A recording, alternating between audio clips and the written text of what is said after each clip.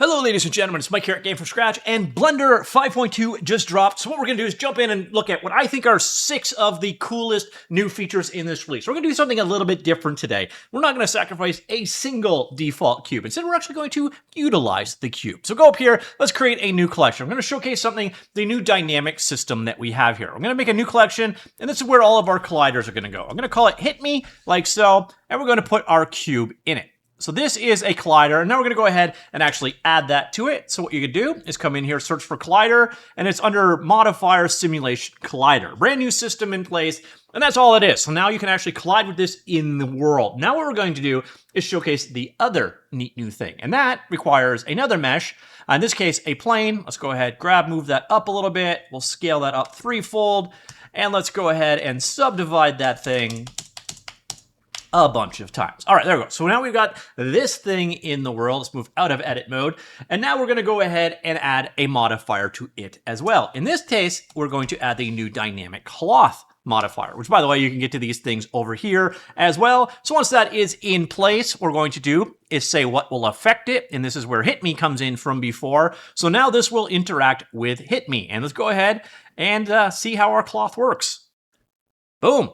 That's how well it works. And you can go ahead, let's go ahead and hide the cube over here so we can just see our cloth. And now let's go ahead and illustrate a couple of the other features here. So let's shorten this down to, what do we got? About 100 frames. All right, here we go. Drop. Now you're going to notice you have a bunch of other options here. For example, we can increase the stretchiness and have it stretch a whole lot more. So let's see when it comes down. Now it is much stretchier. Probably too stretchy. We'll kind of compromise there. You also can change out the bendiness and so on. There are a number of other configurations you can do for this as well. A powerful new kind of steps towards a Houdini-like dynamic system. And on that topic, let's head on over and take a look at how this is being created. So although you can create these just basically using straight up simulation modifiers, like so, you'll notice they're actually creating these new geometry node networks. The heart of this is the PBD simulation. Basically, that is where all of your physics calculations calculate through.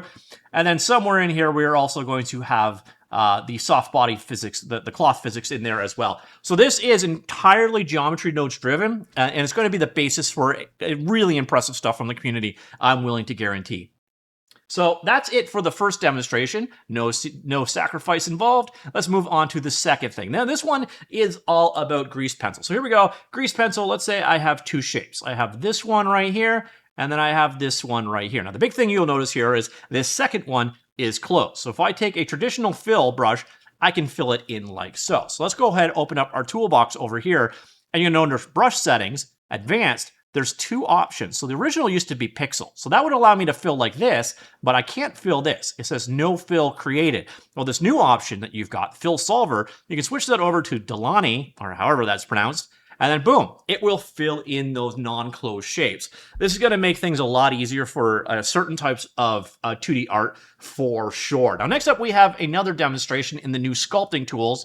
And let's go ahead and open up a 3D model that's already a bit of a setup scene. So here we got a 3D model, and then we've got a surface to work with on it. So what we're going to do is switch over to sculpting with our mesh there attached. So we'll go into sculpt mode over here, and you're going to notice under the projection types, there is scene project. Sorry. So this gives you the ability to basically do like what you could do with shrink wrap before. So we got here our surface in front, and I'm just going to come down here, and I can project it in like so, like that, into our object like that. And then again, let's exit out of here. So let's go up here, object mode, grab that, move that over, and then what you'll see is it gives you the ability to basically sculpt the shape of one object onto another object. There's a bunch of controls for it, by the way, that I didn't quite show there. The most relevant you're going to find, go into the tool settings for it. You've got control over the direction, the overall strength, and so on, but the ray direction is going to be probably one of the most pronounced. And then you got a number of other features here as well, but again, this gives you the ability to project one surface onto another surface. Very cool there. Now, another thing that we've got going on with sculpting, let me just showcase this from a new project right here. Again, look, a default cube, and I'm not going to kill it this time either. So I'm going to go here, sculpt, and now what you've got is the ability over here. So you can actually add new shapes in. Gives you more like a ZBrush type editing experience. And you'll notice they also default out on other surfaces. And you can do this and create others as well. So I could do like a cylinder here. And again, project it out like so, or you could do a sphere like so. And then you got like these defaults there for creating all these objects. And then of course you can sculpt this. So let's turn dynamic topology on. So let's go here to a brush, a blob brush like so, turn dyno topology on. And then you can use this as the basis for sculpting kind of compound shapes. So the ability to create these shapes directly inside of the sculpting brush is going to make for, like, again, you could set up a basic human outline really rapidly here, as opposed to having to, you know, modify or model them outside of Sculpt and then bring them in. Definitely going to be a time saver for sculptors. Now, another thing we've got going on here, so let's go ahead and instead do video editing. The video editor got a lot of love in this release. There's a bunch of new features here, but I'm going to showcase on one of them specifically, and that is an area of Blender that has improved rapidly lately, and that is the compositor. So I'm going to come down here. Let's just go find some kind of video, just something I've recorded at some point in time. All right, that one. All right, so here, and then we'll just drop that into the scene like so. And I only want the, I don't care about the audio for it, so let's just go ahead, disconnect the scripts, and then hit the X key and get rid of that one. So here we got our video that we go ahead. Again, standard video editing over time like so. Well, the cool thing that you could do now is I can go ahead with this selected over here, and we can go down here, and I can add a new compositor on top of that. So I'm going to create a new sequencer compositor node. You can notice right there. And then what I'm going to do is just drop in right here, general, and I'll go to compositing like this. And let's go ahead and select our newly created compositing thing here.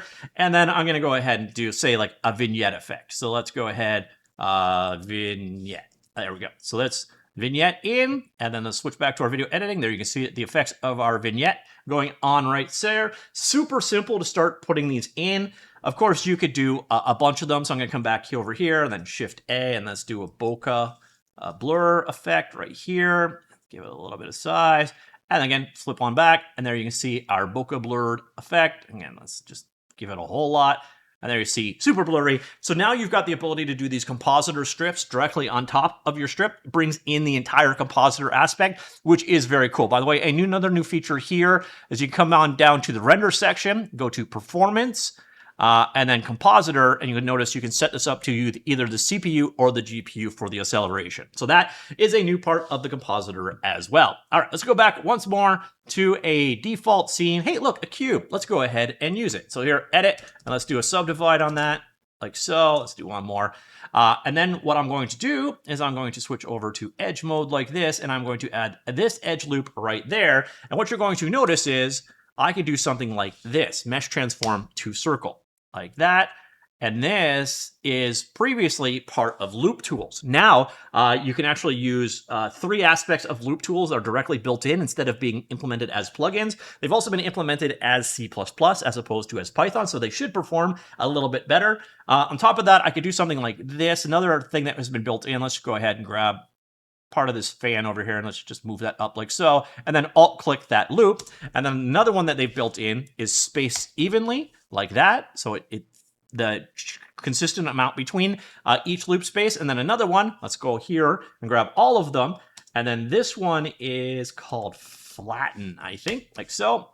And you can pull all of the images together. So a lot of the things that were part of loop tools are now basically just built directly in. That one is lovely. And then we have one last thing. And again, no default cubes have been sacrificed in the makings of this video. I'm going to come up here. I'm going to add in a new object to the world, and I'm going to add an empty. So like this. Now let's go ahead and move that somewhere like so. So what's so special about that? Well, this is something people have wanted forever, especially as geometry nodes are getting more and more important. You can now apply geometry nodes to an empty object like so. So let's go ahead. We'll create a new one. Let's just drop this up here, switch over to geometry nodes over here. So there you can see it's just straightforward. It's an empty in the world. So if, for example, here I just went and I created a sphere like this. So you could use this for like whatever you're doing in the scenes, but you can start from that empty now. You have never been able to do that before. So ladies and gentlemen, that is 6 of the things I find damned cool in this Blender 5.2 release. Let me know what you think of it. Comments down below. I will talk to you all later. Goodbye.